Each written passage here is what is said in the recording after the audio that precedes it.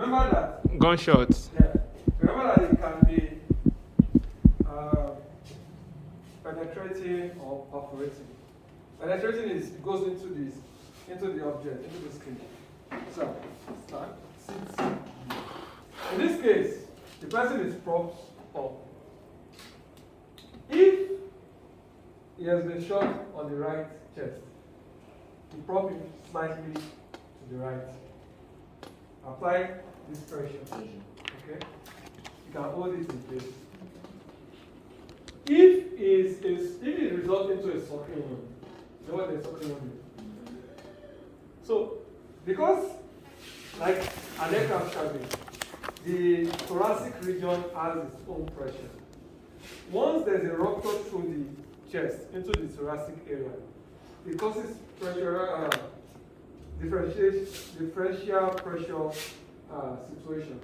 Such that the chest will now suck in air, and that will collapse the lung. Okay? Already, of course, that will lead to what we call pneumothorax. That's elbow blood, pneumonia, pneumo, air or lungs. Thorax is the chest region. If it results into a sucking wound, now this is a bit tricky. Right? You have to get, there is a specialized occlusion dressing.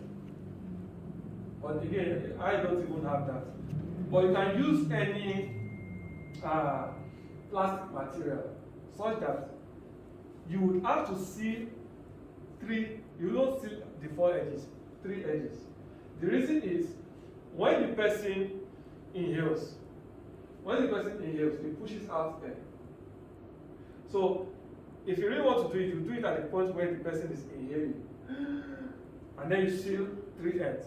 Because when they inhale, it pushes out air. But when they exhale, the lungs collapses. Without this, it would have just sucked in air directly. But what it does is this place will now act as a valve. So because it's trying to suck in air, it will press. Do you understand? It's like a valve. The air will not go in, rather the air will close the flap. Okay. When it breathes in again, the pressure in the thoracic area will push the air out through that flap. Am I making sense? Yes. Commander, sir, this one would have been your area, but we are looking for you. Oh, sorry, please, because I have to. It's okay. Now let me go through this. This is typical of gunshot in the chest. So usually gunshot wound would result into either penetrating or perforating. Penetrating is it goes in, it stays there. Perforating is it goes in, comes out. Expand the back. Expand, yes. The exit of a gunshot wound is usually larger. The entry will be small and neat. The exit will be large and rough. Okay. Subscribe. Please click the subscription button and click on the notification button too, please. Of course, you can have just direct contact, but once it penetrates, it will most likely go to perforate, especially at a close range, sir. Yeah, you're right. Not that I've shot someone before. What I've read, though, Commander, honesty is what I've read. You're right. Not that, Command Center, I have someone for you.